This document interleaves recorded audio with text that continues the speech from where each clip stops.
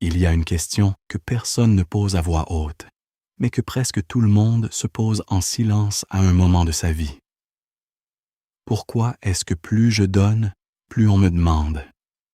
Pourquoi est-ce que plus je prouve ma valeur, plus je me sens vide? Pourquoi est-ce que les personnes qui semblent faire le moins sont souvent celles qui souffrent le moins? Ce n'est pas une question de paresse. Ce n'est pas une question de talent. C'est une question de loi invisible que le monde moderne a complètement oubliée et que les maîtres taoïstes connaissaient avec une précision troublante il y a plus de 2000 ans. Aujourd'hui, je vais te révéler cette loi. Et je te préviens d'avance. Ce que tu vas entendre va contredire presque tout ce qu'on t'a appris sur la réussite, la valeur personnelle et ce que signifie être fort. Parce que le secret le plus sombre du taoïsme n'est pas de devenir plus puissant. C'est d'apprendre à paraître inutile. Et si tu restes jusqu'à la fin, tu vas comprendre pourquoi c'est la chose la plus libératrice qu'un être humain puisse apprendre. Pense à la dernière fois que tu as vraiment donné tout ce que tu avais dans quelque chose. Un projet au travail. Une relation. Une situation familiale où tu t'es impliqué à fond parce que tu pensais que c'était la bonne chose à faire, parce que tu savais que tu pouvais aider, parce que tu n'allais pas laisser les choses se dégrader alors que tu avais la capacité de les améliorer. Tu as livré. Tu as été là. Tu as porté. Et qu'est-ce qui s'est passé ensuite? On t'en a demandé plus. On a supposé que tu pouvais encore donner davantage. La barre a été relevée. Les attentes ont grandi. Et quelque part dans ce processus, sans que tu t'en rendes compte exactement, quand tu es passé de la personne qui aidait à la personne sur qui tout le monde comptait, puis à la personne responsable de tout, puis à la personne qu'on blâme quand quelque chose ne va pas, même si tu n'as rien à voir avec la cause. Et toi, tu as continué. Parce que c'est ce que tu fais. Parce que c'est ce que tu es. Parce qu'abandonner ne fait pas partie de qui tu es.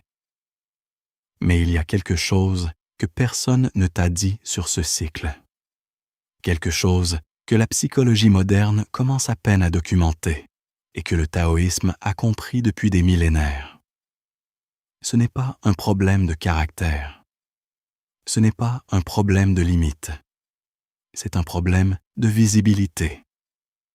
Il y a plus de 2000 ans, un sage appelé Zhuangzi a raconté une histoire qui semble simple en surface et qui, si tu la laisses vraiment entrer, change la façon dont tu vois presque tout. Un maître charpentier nommé Zi voyageait avec ses apprentis sur la route quand il aperçut un arbre colossal près d'un sanctuaire. C'était un arbre comme il n'en avait jamais vu. Le tronc était si large qu'il aurait fallu des dizaines d'hommes bras écartés pour l'entourer. Il s'élevait vers le ciel comme une tour verte et son ombre abritait des centaines d'animaux qui se reposaient en dessous. Une foule entière s'était arrêtée pour admirer cette vision, les yeux grands ouverts, la respiration suspendue. Mais le charpentier Xi ne s'arrêta pas. Il passa directement, sans même tourner la tête. Les apprentis, stupéfaits, coururent après le maître et lui demandèrent « Comment est-il possible que tu ignores un arbre aussi extraordinaire? Nous n'avons jamais vu un bois aussi majestueux de toute notre vie. » Le charpentier répondit avec froideur « Cet arbre est complètement inutile. Si tu en faisais un bateau, il coulerait. Si tu en faisais un cercueil, il pourrirait rapidement. Si tu l'utilisais comme poutre, les insectes l'attaqueraient en quelques semaines. Il ne sert à rien de ce que je connais. C'est précisément pour cela qu'il a vécu aussi longtemps. » Arrête-toi une seconde sur cette phrase. Ce n'est pas une métaphore poétique. C'est une observation sur la mécanique de la survie que nous avons collectivement oublié d'appliquer à nos propres vies.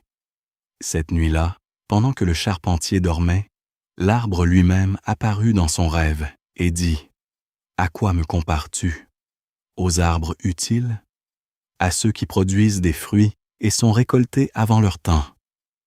À ceux dont le bois est bon et qui sont abattus dans leur jeunesse, avant même de connaître leur propre hauteur? Tu appelles ça l'utilité. Moi, j'appelle ça une mort prématurée. Toute ma vie, j'ai pratiqué l'inutilité. J'ai refusé de servir. J'ai refusé d'impressionner. Et c'est cette inutilité qui m'a donné la liberté de grandir pendant 1000 ans, pendant que tout autour de moi était coupé, consommé et oublié. Le charpentier se réveilla en silence et comprit. Ce que Zhuangzi enseignait à travers cet arbre n'est pas un conseil de passivité. Ce n'est pas une invitation à ne rien faire ou à fuir ses responsabilités. C'est quelque chose de beaucoup plus précis et de beaucoup plus puissant. C'est la compréhension que la visibilité de ta valeur est exactement ce qui te rend vulnérable à l'exploitation. Pense à ce qui arrive dans n'importe quel environnement humain, que ce soit un bureau, une famille, un groupe d'amis, une communauté. La personne la plus compétente finit toujours par porter le plus de charges. Ce n'est pas un hasard. Ce n'est pas de la malchance. C'est une dynamique prévisible qui se répète parce qu'elle obéit à une logique simple. Quand tu deviens reconnu comme capable, tu deviens une ressource. Et les ressources, dans n'importe quel système humain, sont utilisées jusqu'à épuisement si personne ne les protège. Qui protège la ressource? La ressource elle-même, ou personne. Et la façon la plus efficace de protéger une ressource, selon le taoïsme, n'est pas de combattre ceux qui veulent l'utiliser. C'est de ne pas apparaître comme une ressource en premier lieu. Depuis l'enfance, on nous apprend exactement le contraire de cette sagesse. Sois le meilleur. Montre ce dont tu es capable. Prouve ta valeur. Lève la main. Sois visible. Sois indispensable. Construis ta réputation. Développe ta marque personnelle. Sois la personne sur qui les autres peuvent compter. Et chacun de ces conseils est vrai dans un sens étroit et limité. Ils peuvent t'aider à obtenir un emploi, une promotion, une reconnaissance à court terme. Mais ils construisent aussi quelque chose que personne ne t'a mis en garde, une cible. Quand tu deviens visible pour ta compétence, plusieurs choses se produisent simultanément. Ceux qui se sentent moins capables commencent à te ressentir, parfois consciemment, souvent non. Ceux qui portent de l'insécurité cherchent à travailler contre toi dans l'ombre, pas parce qu'ils te haïssent nécessairement, mais parce que ta présence amplifie leur propre sentiment d'insuffisance. Et ceux qui sont épuisés ou qui manquent de ressources vont naturellement se diriger vers toi, parce qu'ils savent que tu vas tenir, parce qu'ils ont appris que tu ne dis pas non, parce que ta fiabilité est devenue prévisible. Tu deviens la première personne surchargée quand quelque chose doit être fait. La première personne blâmée quand quelque chose échoue. Et la dernière personne reconnue quand tout se passe bien. La célébrité, même à l'intérieur d'un petit bureau, attire des ennemis que l'invisibilité n'aurait jamais attirés. Et le plus cruel dans tout cela, c'est que tu continues à faire plus d'efforts, convaincu que la solution est de prouver encore plus ta valeur. Le cycle se referme sur toi sans que tu t'en rendes compte. Il y a quelque chose que le taoïsme appelle le qi, et que tu as peut-être senti sans avoir de mots pour le nommer. Le qi, c'est l'énergie vitale. Pas dans un sens mystique, abstrait, mais dans un sens très concret et mesurable dans ta propre expérience quotidienne. C'est ce que tu ressens quand tu te lèves le matin après avoir bien dormi et que tu as envie d'affronter la journée. C'est ce qui te manque après une semaine à essayer d'impressionner des gens qui ne t'intéressent pas vraiment. C'est ce que tu dépenses chaque fois que tu t'expliques à quelqu'un qui n'a pas demandé d'explication. Chaque fois que tu te justifies pour une décision que tu n'avais pas à justifier. Chaque fois que tu occupes de l'espace avec des mots qui cherchent une approbation que tu n'as pas besoin d'avoir. Le taoïsme dit que cette énergie, une fois dépensée, ne se récupère pas facilement et que la plupart des gens dépensent la majeure partie de leur chi, non pas à vivre, mais à gérer l'impression qu'ils font sur les autres. Pense à ce que ça représente en termes d'énergie cumulative sur une vie entière. Toutes les conversations où tu t'es expliqué alors qu'il n'était pas nécessaire. Toutes les fois où tu as modifié ton comportement pour paraître d'une certaine façon aux yeux de quelqu'un dont l'opinion, en y pensant vraiment, ne t'importait pas vraiment. Toutes les situations où tu as travaillé plus dur, non pas parce que c'était nécessaire, mais parce que tu voulais que quelqu'un voie que tu travaillais. Cette énergie aurait pu aller ailleurs. Elle aurait pu aller vers ce qui t'importe vraiment. La question que le taoïsme pose et que très peu de gens osent vraiment se poser n'est pas « Comment puis-je être plus utile ?» La question est « Pour qui ai-je besoin de paraître inutile pour être enfin libre ?» Ce n'est pas la même question, et la différence entre les deux peut changer complètement la trajectoire d'une vie. Être utile est naturel. Contribuer est naturel. Donner est naturel. Mais le faire de façon compulsive, depuis un lieu de besoin de validation, plutôt que depuis un lieu de choix conscient, c'est là que le problème commence. Quand tu aides parce que tu veux aider, tu donnes depuis ta force. Tu choisis combien tu donnes, à qui et quand. Tu peux t'arrêter sans te sentir coupable. Quand tu aides parce que tu as peur de ce que les gens vont penser si tu n'aides pas, tu donnes depuis ta peur. Et la peur n'a pas de fond. Elle te demande toujours plus, parce que la validation qu'elle cherche n'arrive jamais vraiment. C'est cette distinction que l'arbre de Zhuangzi incarne. L'arbre n'est pas inutile parce qu'il est paresseux. Il est inutile stratégiquement. Il a choisi, si l'on peut dire, de ne pas se rendre disponible pour être consommé. Et c'est ce choix qui lui a donné 1000 ans. Il y a une dimension psychologique et même physiologique dans tout cela que la science moderne commence à documenter avec précision. Quand nous sommes en mode de performance continue, quand nous cherchons constamment à gérer l'impression que nous faisons, à prouver notre valeur, à être vus d'une certaine façon, notre système nerveux reste activé comme s'il y avait une menace constante. Le corps ne fait pas la distinction entre la pression sociale et la menace physique. Les deux activent les mêmes mécanismes de survie, la même cascade de cortisol, la même activation du système nerveux sympathique, le même état d'alerte permanent. Et cet état d'alerte chronique consomme exactement les ressources dont tu as besoin pour être créatif, équilibré, présent et en bonne santé. C'est pourquoi cette fatigue ne passe pas après un week-end.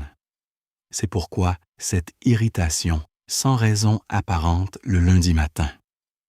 C'est pourquoi cette sensation d'être toujours en train de devoir quelque chose à quelqu'un sans savoir exactement quoi. Ce n'est pas dans ta tête, c'est dans ton corps. C'est le coût biologique d'être trop visible pour les mauvaises personnes. Protéger ton silence, protéger ton énergie, apprendre à ne pas te rendre disponible pour tout le monde tout le temps, ce n'est pas de l'égoïsme. C'est de la survie intelligente. Lao Tzu a écrit que l'eau, l'élément le plus doux du monde, est capable de traverser et d'user la pierre la plus dure par sa constance silencieuse, par son refus de résister quand ce n'est pas nécessaire. L'eau n'annonce pas son arrivée. Elle ne demande pas de reconnaissance. Elle coule simplement et conquiert tout ce qu'elle touche. Ce n'est pas une image décorative. C'est un modèle d'action. Pense à un palmier pendant un ouragan.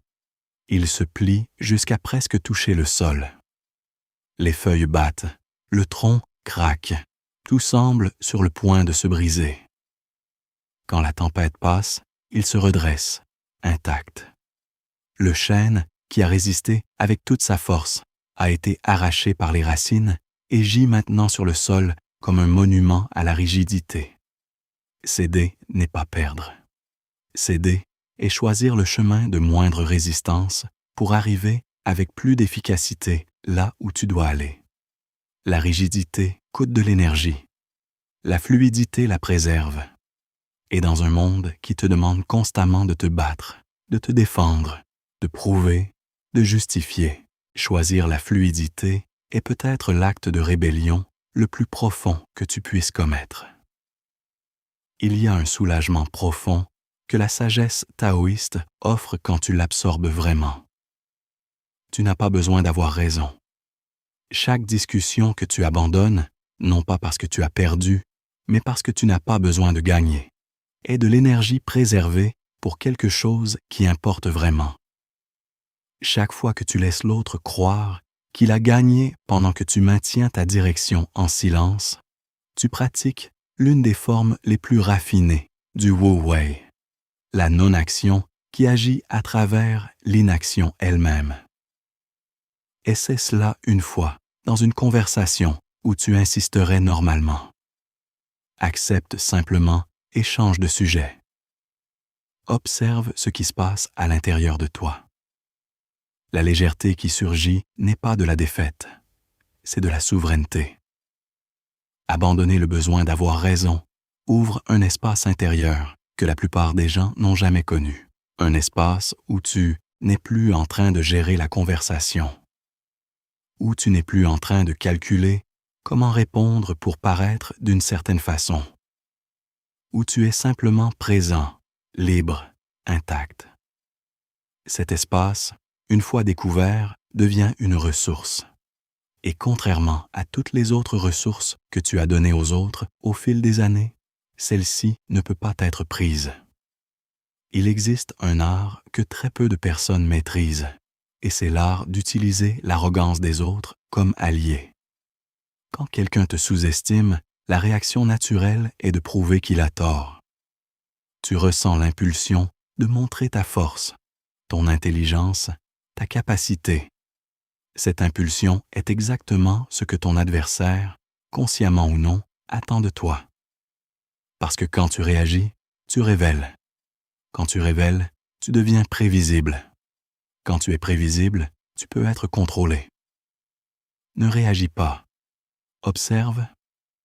La personne arrogante qui t'ignore est en train de t'accorder, sans le savoir, un cadeau rare, du temps et de l'invisibilité pour agir. Pendant qu'elle est occupée à exhiber son pouvoir, à performer pour son public, à gérer sa propre image, tu es libre de te mouvoir, de planifier et de grandir sans interférence. Son arrogance travaille pour toi. Sa sous-estimation est ton passeport. C'est ce que Sun Tzu, le stratège, qui a écrit L'art de la guerre il y a plus de 2500 ans, avait compris avec une clarté redoutable. Il dit, quand tu es fort, parais faible. Quand tu es capable, feins l'incapacité. Cette instruction n'est pas de la lâcheté, c'est de la maîtrise. Le guerrier qui paraît faible préserve son avantage le plus précieux, l'effet de surprise. L'adversaire qui sous-estime baisse sa garde. La garde baissée est la porte ouverte. Et le mouvement accompli à ce moment-là vaut plus que n'importe quelle confrontation directe n'aurait jamais pu valoir. Dans ta vie quotidienne, cela a une application directe et immédiate. Tu n'as pas besoin d'annoncer tes projets avant qu'ils soient prêts.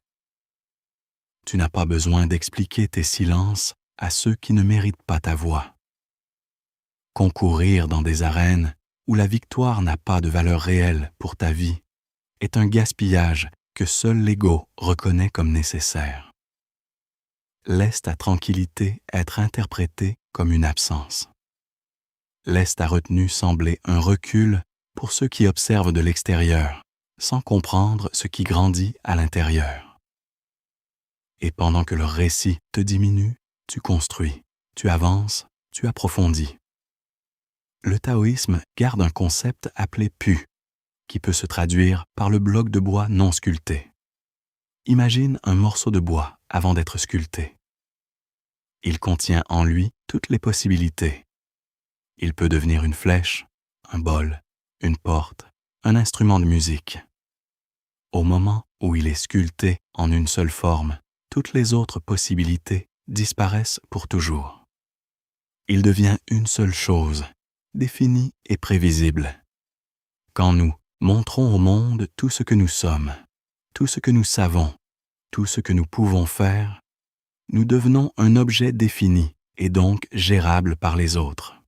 La puissance de Pu réside dans la préservation du potentiel non révélé, dans le fait de porter en toi plus que ce que tu montres.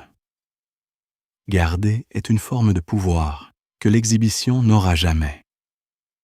Dans les négociations, les personnes qui montrent qu'elles ont le plus besoin d'un résultat négocient depuis le bas. L'acheteur qui ne peut pas cacher son enthousiasme paie toujours plus cher.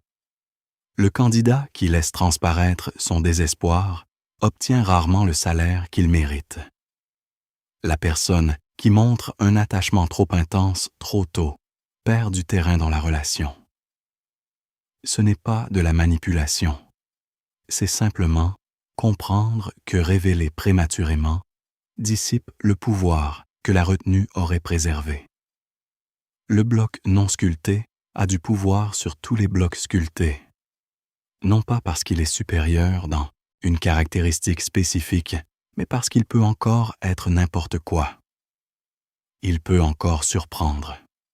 Il n'a encore été capturé par aucune attente.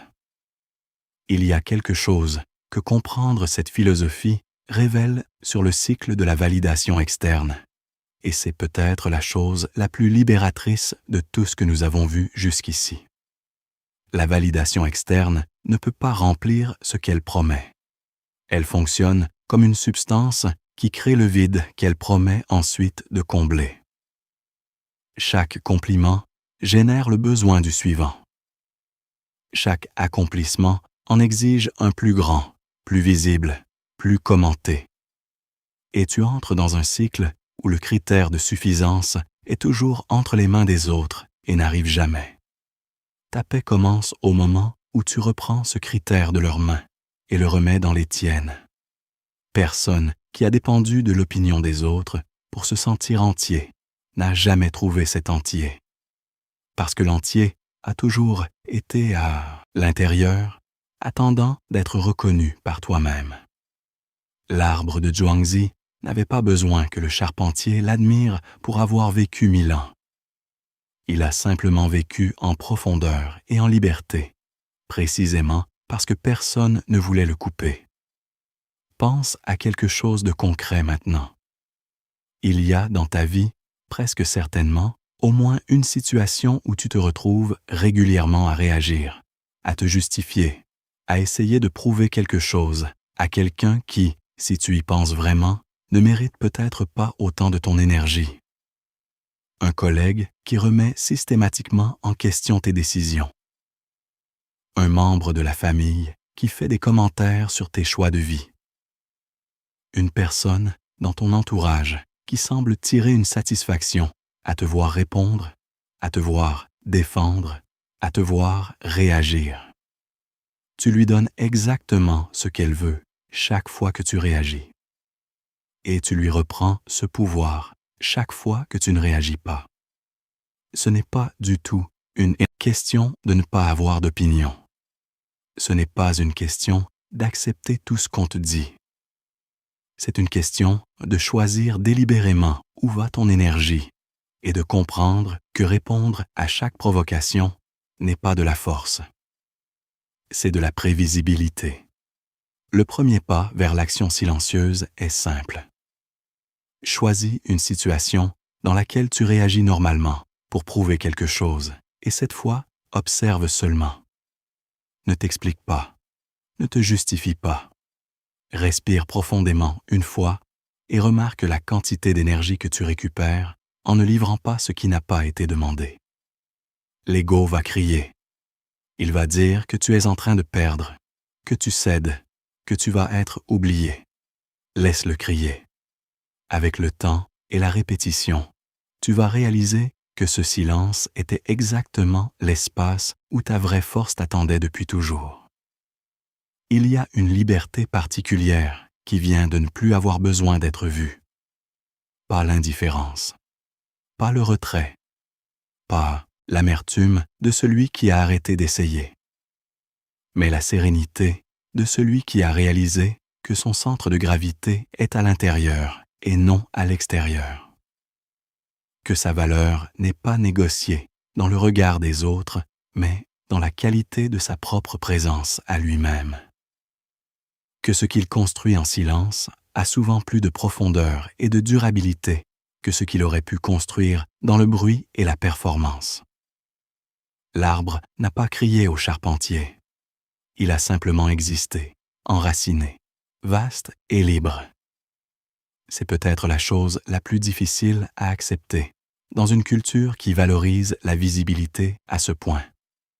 Que la profondeur réelle se construit souvent dans l'obscurité. Que les racines les plus solides poussent sous terre, là où personne ne les voit. Que la liberté la plus complète n'est pas celle qu'on exhibe, mais celle qu'on vit, silencieusement, pleinement, sans avoir besoin que quelqu'un d'autre la valide. Tu n'as pas besoin de l'approbation du monde pour être exactement qui tu es.